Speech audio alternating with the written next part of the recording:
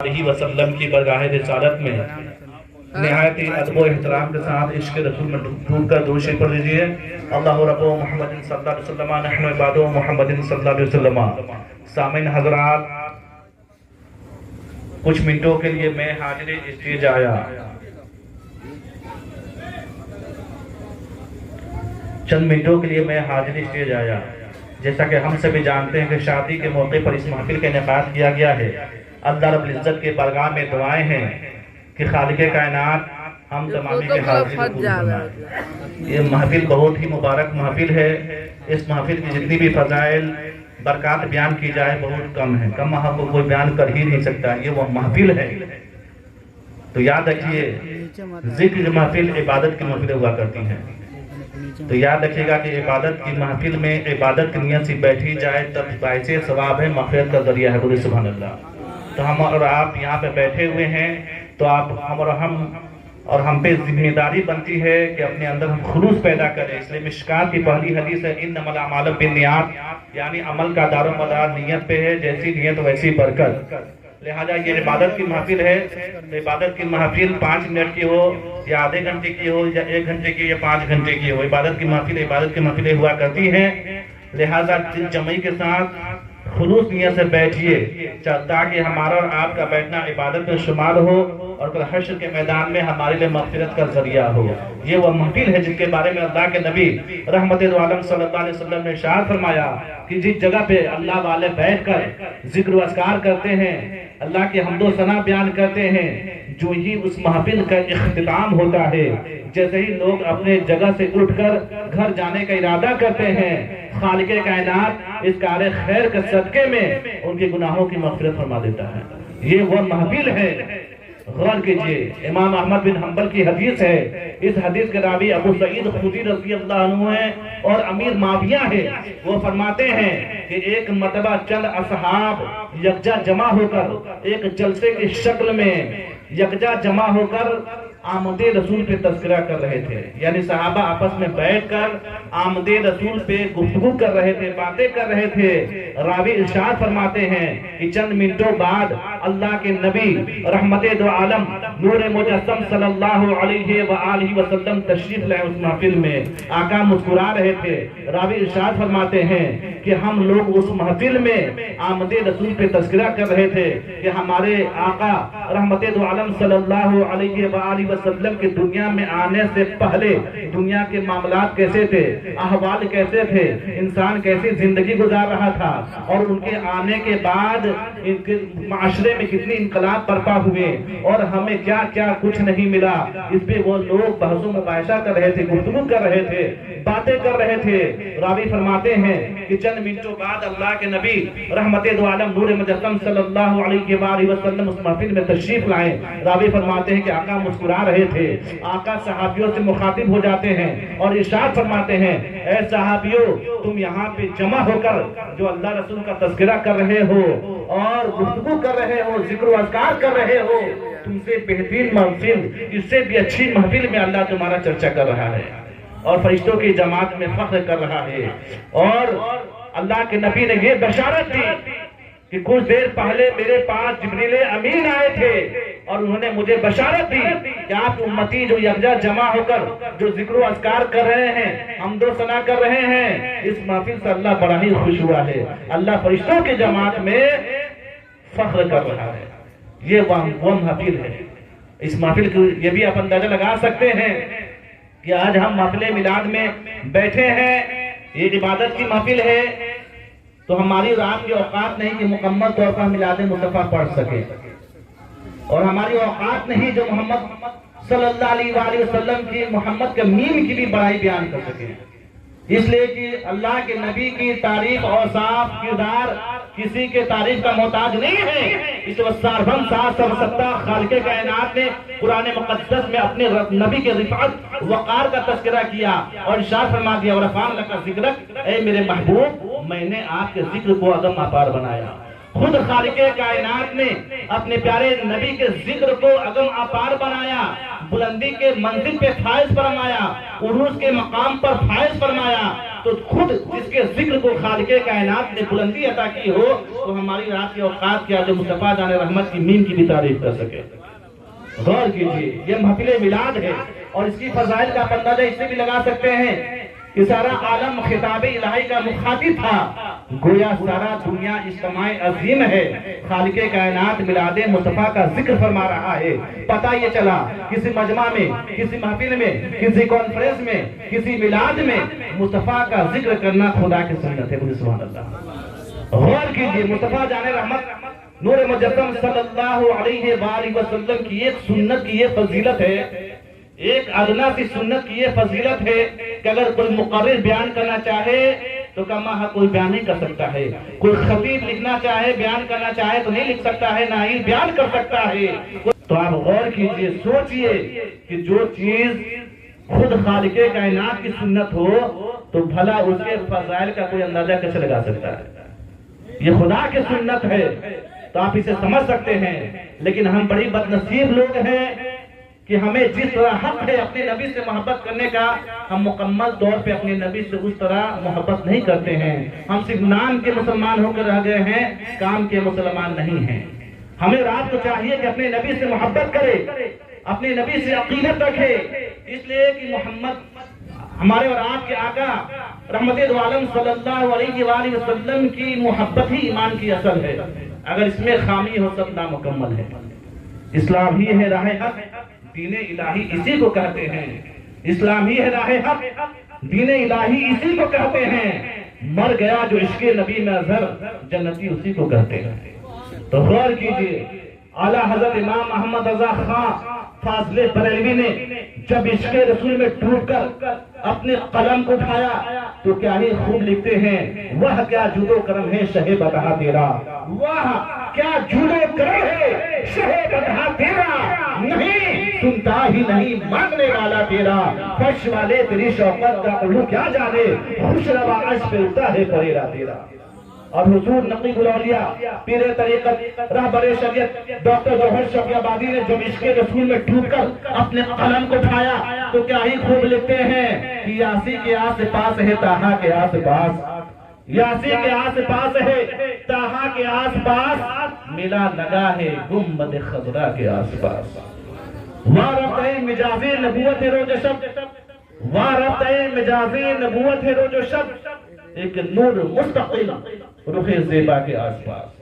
تو حضرات ابھی میں نے جس گریمامئی قرآن کی پاون پوتر پرنئے پردھان پرشمئی پرمپراگت پوترتم قرآن کے پوتر پنکتیوں کا پاٹ کیا ہے. ارشاد خداوندی ہے، خالق کائنات ارشاد فرما رہا ہے کہ اے بندے کہہ اہدنا الصراط المستقیم. ہمارا خدا ہمیں تعلیم دے رہا ہے، ہمیں سکھا رہا ہے کہ انسان ہم سے کچھ نہ مانگ، اگر تم مانگنا ہی چاہتا ہے تو مجھ سے سیدھا راستہ مانگ لے. بولے سبحان اللہ. اور قرآن مقدس میں آگے اعلان عام کر دیا اور فرما دیا اہدنا الصراط المستقیم، اگر مانگنا ہے تو اے بندے کہہ اے اللہ مجھے سیدھے راستے پہ چلا. کون فرما رہا ہے؟ خالق کائنات ہمیں حکم دے رہا ہے، ہمیں بتا رہا ہے، مانگنے کا سلیقہ بھی سکھا رہا ہے. اس لیے کہ دنیا کے جو بھی شے ہے، جو بھی چیزیں فانی ہیں، کوئی بھی چیز بقا رہنے والی نہیں ہے. اور خیرت مند انسان وہ ہے جو اپنے آخرت کی بھلائی کے بارے میں سوچے. اس لیے کہ چند روزہ زندگی ہے اور یہ دنیا کسی کے ساتھ نہ رہی ہے نہ کبھی رہنے والی ہے. اگر ہم دولت مانگتے ہیں، شہرت مانگتے ہیں، اگر ہم پیسہ مانگتے ہیں، ہیرے موتی جواہرات مانگتے ہیں تو یہ سب دنیا ہی میں رہ جائے گی، یہ آخرت میں کچھ کام آنے والی نہیں ہے. اگر آپ اسی مال کو اللہ کی راہ میں صرف کر دیں، خرچ کر دیں تو مال آپ کے ثواب کا سبب بن جائے. تو غور کیجئے، خالق کائنات ہمیں بتا رہا ہے کہ اے بندے اگر مانگنا ہے تو مجھ سے سیدھا راستہ مانگ لے. اب کہہ دے اہدنا الصراط المستقیم. اب سوال یہ پیدا ہوتا ہے کہ خالق کائنات اگر ہمیں حکم دے رہا ہے کہ انسان ہم سے تو مانگتا ہے تو سیدھا راستہ مانگ، تو پھر ہمیں اور آپ کو چاہیے یہ سوچے، غور و فکر کرے. عقل سلیم کے سامنے ایک عظیم سوال اٹھ کھڑا ہوتا ہے کہ وہ راستہ کہاں ہے، کیسا ہے، وہ راستہ کا آغاز کہاں سے ہے، اختتام کہاں سے ہے، وہ راستہ ہے کدھر ہے، کہاں ہے. کہ خالق کائنات ارشاد فرما رہا ہے بندے مجھ سے تو سیدھا راستہ مانگ لے. اب عقل سلیم کے سامنے یہی سوال پیدا ہو رہا ہے کہ وہ راستہ کہاں ہے، تو غور کیجئے خالق کائنات نے انسانی عقل و خرد کو، ذہن و فکر کو کہیں بھٹکنے نہیں دیا، بلکہ اسی آیت کریمہ میں آگے اعلان عام کر دیا اور ارشاد فرما دیا صراط الذین انعمت علیہم، بلکہ وہ راستہ انعام پانے والوں کا راستہ ہے۔ پہلے مانگنے کا طریقہ سکھایا کہ بندے کا اے اللہ مجھے سیدھے راستے پہ چلا، اور پھر آگے اعلان عام بھی کر دیا، عقل و فہم کو یہ میسج بھی دے دیا اور بتا بھی دیا کیا مانگنا ہے، تو صراط الذین انعمت علیہم کہا اے اللہ مجھے سیدھے راستے پہ چلا، ان لوگوں کے راستے پہ چلا جو انعام یافتہ ہے، جو کامیاب ہیں۔ تو ہمیں اور آپ کو یہ دیکھنا ہے، غور و فکر کرنا ہے، اس جہان میں، اس دنیا میں وہ کامیاب ذات کون ہے، وہ کامیاب انسان کون ہے۔ تو غور کیجئے گا، دولت جمع کرنے والا کامیاب نہیں ہے۔ اگر دولت جمع کر کر کوئی کامیاب ہوتا تو فرعون بھی آج کامیاب ہوتا ہوا نظر آتا، لیکن اس مردود کی لاش آج بھی مصر کے میوزیم میں پڑا ہوا ہے۔ غور کیجئے، اگر دولت سے کوئی بڑا ہو جاتا تو قارون کا خزانہ کے بارے میں آپ نے پڑھا ہوگا یا سنا ہوگا، تو یاد رکھیے گا ایک مسلمان کی کامیابی سونا چاندی ہیرا موتی زمین جائیداد بلڈنگ عمارتیں بنانے میں کامیابی نہیں ہے۔ تو پھر ایک مسلمان کی کامیابی کیا ہے؟ خالق کائنات ارشاد فرما رہا ہے کہ تو انعام یافتہ لوگوں کا راستہ مانگ لے، تو پھر انعام پانے والے کون ہیں؟ تو یاد رکھیے گا یہ مسلم کی ذات ہے، بولے سبحان اللہ۔ یہ انبیاء کا راستہ ہے، یہ اولیاء کا راستہ ہے۔ یہی لوگ ہیں جنہوں نے اپنی زندگی میں جد و جہد کر کر عبادت و ریاضت کے ذریعے اللہ کے قرب کو حاصل کر لیا۔ جب خدا ان کا ہو گیا تو پوری خدائی ان کی ہو گئی۔ اللہ نے انہیں وہ کمالات، وہ کرامات سے نوازا کہ انسانی عقل و خرد کبھی سوچ بھی نہیں سکتی ہے۔ تو غور کیجئے گا، اللہ کے نبی رحمت دو عالم صلی اللہ علیہ وآلہ وسلم کے برگاہ رسالت میں ایک دیہاتی صحابی آتے ہیں۔ اس مجمع میں عمر فاروق رضی اللہ عنہ بھی موجود تھے۔ وہ صحابی عرض کرتے ہیں، اے میرے آقا، اے رحمت دو عالم، نور مجسم، اے اللہ کے حبیب، مجھے بتا دیا جائے کہ دنیا کا سب سے چلاک انسان کون ہے، عقل مند انسان کون ہے، کامیاب انسان کون ہے۔ اگر یہی سوال دنیا پرستوں سے پوچھی جائے اور دنیا والوں سے دریافت کیا جائے تو دنیا پرست لوگ یہی جواب دیتے ہوئے نظر آئیں گے، جس نے بہت پیسہ کمایا، جو بڑکا نیتا ہو گیا، جو ڈی ایم ہو گیا، کلکٹر ہو گیا، جس نے بہت پیسہ کمایا، ڈاکٹر ہو گیا، یہی اگزامپل دیتے ہوئے نظر آئیں گے۔ مگر قربان جائیے پیغمبر اسلام پر رحمت دو عالم نور مجسم صلی اللہ علیہ وآلہ وسلم سے جب یہ سوال پوچھا گیا تو اللہ کے نبی رحمت دو عالم صلی اللہ علیہ وآلہ وسلم نے یہ اسٹیٹمنٹ نہیں دیا، بلکہ بڑے ہی پیار سے مسکراتے ہوئے جواب دیا تھا، اے میرے غریب صحابی، اے میرے صحابیوں، کیا تم جاننا چاہتے ہو کہ دنیا کا سب سے چلاک انسان کون ہے، دنیا کا سب سے کامیاب انسان کون ہے، خیرت مند انسان کون ہے؟ تو سنو، دنیا کا سب سے چلاک کامیاب انسان وہ ہے جو موت آنے سے پہلے آخرت کی تیاری میں لگا ہو۔ تو یاد رکھے گا کہ مال و دولت یہ ایک مسلمان کے لیے کامیابی کی دلیل نہیں ہے۔ غور کیجئے، اور یہاں تک یہ بھی یاد رکھیے گا کہ نماز بھی ایمان کی ضمانت نہیں ہے، جنت کا سرٹیفکیٹ نہیں ہے۔ روزہ حج زکات جو ہم ادا کرتے ہیں یہ بھی جنتی ہونے کا سرٹیفکیٹ نہیں ہے اور ایمان کی ضمانت نہیں ہے۔ یہ فرائض ہے ہم پہ عائد ہے، لیکن یہ جنت کی ضمانت نہیں ہے، ایمان کی ضمانت نہیں ہے، اور یہ کامیابی کی دلیل بھی نہیں ہے۔ تو سوال یہ پیدا ہوتا ہے کہ پھر کامیابی کی دلیل کیا ہے، کامیابی کی سرٹیفکیٹ کیا ہے، اور ایمان کی ضمانت کیا ہے؟ تو سنیے، ایمان کی ضمانت یہی ہے کہ اگر ایک مسلمان ہے، ایک بندہ مومن ہے، اگرچہ مفتی نہیں، اگرچہ عالم نہیں، اگرچہ حافظ نہیں، لیکن صدق دل سے مصطفیٰ کا دیوانہ ہے، اگرچہ انگوٹھا چھاپ ہو، مصطفیٰ کا دیوانہ ہو، وہ کامیاب ہے۔ اس لیے کہ مصطفیٰ کی محبت ہی ایمان کی اصل ہے۔ اگر اس میں خامی ہو سب نامکمل ہے۔ تو ہمیں رات کو چاہیے کہ اپنے نبی سے محبت کرے۔ صحابہ کا ایمان کیسا تھا؟ غور کیجئے، مذہب اسلام کہ وحدانیت کے بارے میں کون نہیں جانتا ہے؟ تہذیب یا تمدن، شریعت ہو یا روحانیت، یا اس عالم اور رنگ و بھو میں مہر خورشید کی درخشانی ہو، یا دریا کی روانی ہو، یا موجوں کی طغیانی ہو، یا نسلوں کی افزائش ہو، یا جلوے سارے حیات کا شباب ہو، یا انسانی قدروں کا گلاب ہو، شب و روز، اٹھنا بیٹھنا، چلنا پھرنا، موت، حیات، شادی، غمی، وصل، فصل، یہ تمام کے تمام بشری حیاتیاتی صداقتوں کے ساتھ اسلام میں موجود ہے۔ اگر اسے الگ ہٹ کر، اسلام کے سسٹم سے الگ ہٹ کر، اسلام کے طریقے سے الگ ہٹ کر کوئی انسان اپنے آپ کو مسلمان کہتا ہے تو کسی فرد سے کم نہ ہوگا۔ اس الفت کا معیار کوئی دیکھے تو، ویسے کرنے کا ذرا پیار کوئی دیکھے تو، پھر کہیں دنیا میں جانے کی ضرورت کیا ہے؟ سیرت سید ابرار کوئی دیکھے۔ ہم دیکھ سکتے ہیں صحابہ اکرام نے نبی کی سیرت کو اپنا کر اپنے ایمان کو مکمل کر دیا۔ شہدائے کربلا نے نبی کی سیرت کو اپنایا، نبی سے عقیدت رکھی، نبی سے محبت کی۔ صحابہ اکرام نے نبی کی محبت کو اپنایا، ان کی سیرت کو اپنایا، صحابہ کا ایمان مکمل ہو گیا۔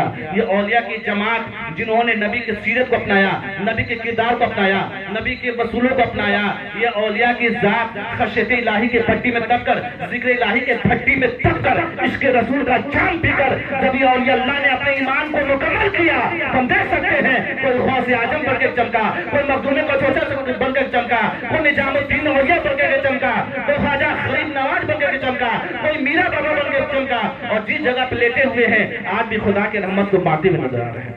نسبتوں کے کرن سے یہ روشن جہاں، ایک چاند بھی چاہیے چاندنی کے لیے، نہ سہے کچھ بھی دامن میں جوہر مگر درد دل چاہیے بس آدمی کے لیے۔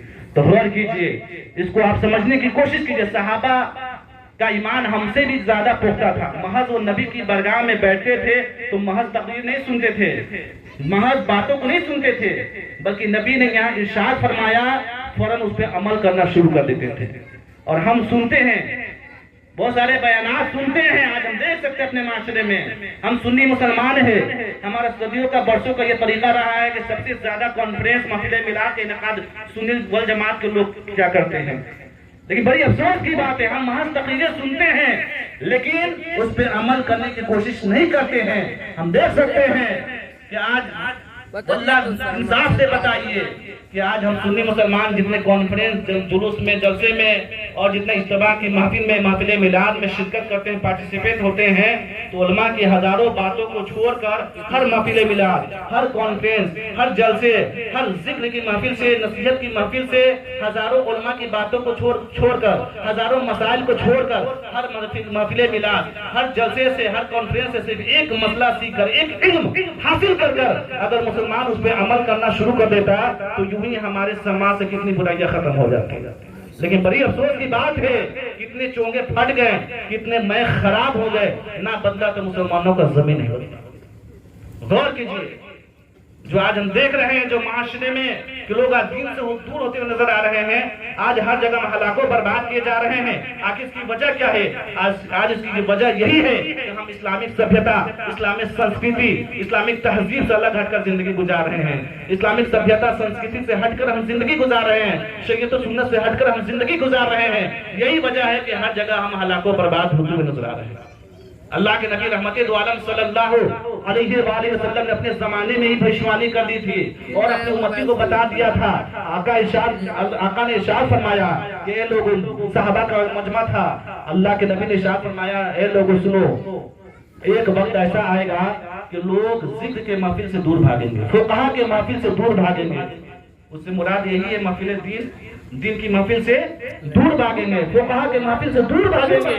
اے لوگوں یاد رکھو، جب ایسے فطرت، ایسی ٹینڈنسی سماج میں ہو جائے، لوگوں کا ایسا رویہ ہو جائے، کریکٹر ہو جائے، تو اللہ اس قوم پہ 3 بلائیں نازل فرمائے گا۔ صراحتاً اللہ کے نبی نے جملہ کو بیان کیا تھا، 3 بلائیں نازل فرمائے گا۔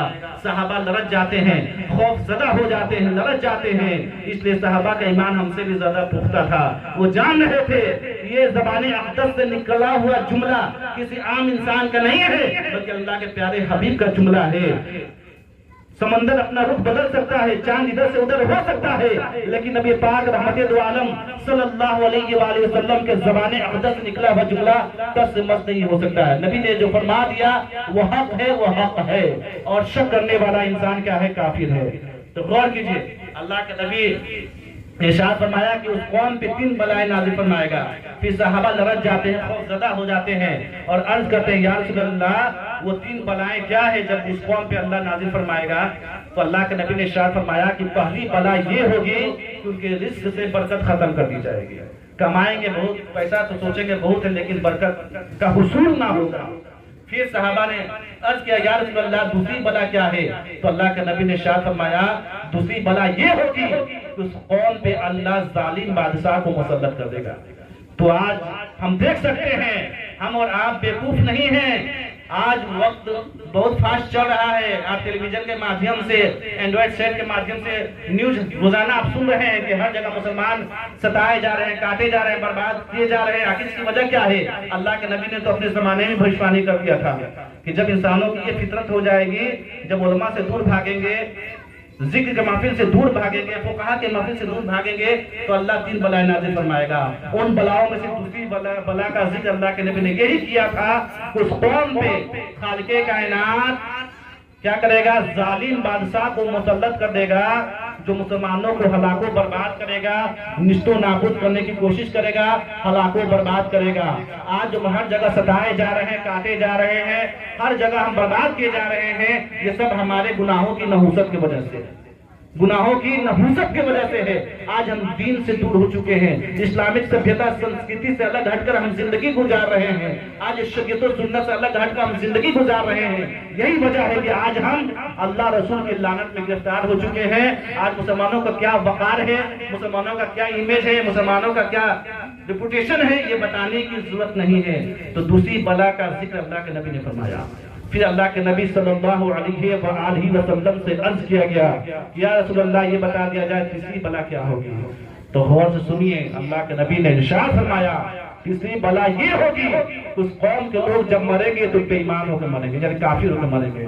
تو ظاہر بات ہے جب علماء کی محفل میں بیٹھنا لوگ چھوڑ دیں گے، دین کی باتیں سننا چھوڑ دیں گے، تو کیا ہوں گے؟ ایمان کے کمزور ہو جائیں گے اور ایمان کا جنازہ نکل جائے گا۔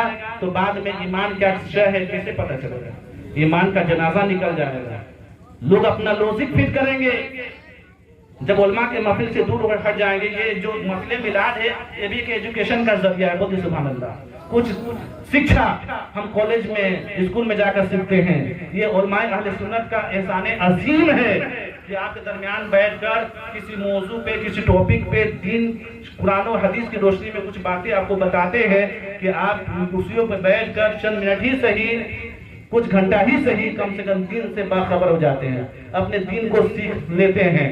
تو غور کیجئے، یہ علماء اہل سنت جب میرے رسول پہ بیٹھتے ہیں، خطابت کے خرد سے بیٹھتے ہیں، تقریر کی نیت سے بیٹھتے ہیں، تو میرے رسول پہ بیٹھ کر کوئی بھی عالم دین، مبلغ اسلام اپنے باپ دادا کی قصہ کہانی بیان نہیں کرتا ہے۔ جب بھی میرے رسول پہ بیٹھتا ہے، جب بھی خطابت کی نیت سے بیٹھتا ہے، تقریر کی نیت سے بیٹھتا ہے، بیانات کی نیت سے بیٹھتا ہے، تو میرے رسول پہ بیٹھ کر شریعت کی بات کرتا ہے، طریقت کی بات کرتا ہے، معرفت کی بات کرتا ہے، حقانیت کی بات کرتا ہے، خدا رسول کی بات کرتا ہے اور ہمارے فائدے کی بات کرتا ہے۔ کم سے کم محفل میلاد میں بیٹھ کر ہم کچھ تو علم سیکھ لیتے ہیں۔ تو باتیں کیسی ہے؟ باتیں کی جائے تو باتیں ختم ہو جائے، باتیں ختم ہونے والی نہیں ہے۔ اللہ رب العزت کی بارگاہ میں دعائیں ہیں کہ اللہ رب العزت ہم تمامی کو سچا پکا مسلمان بنائے۔ اللہ تبارک و تعالی ہم تمامی کو سننے سے زیادہ عمل کرنے کی توفیق عطا فرمائے۔ میرے بعد میرے بڑے بھائی جان کی خطابت ہونی ہے، لہذا وقت ٹائم کا خیال کرتے ہوئے میں اپنی تقریر کا اختتام کرتا ہوں۔ اللہ رب العزت کی بارگاہ میں دعائیں ہیں کہ خالق کائنات ہم تمامی کے حاضری کو قبول فرمائے، اس محفل میلاد کے صدقے میں ہم تمامی کے گناہ صغائر کبائر کو معاف فرمائے۔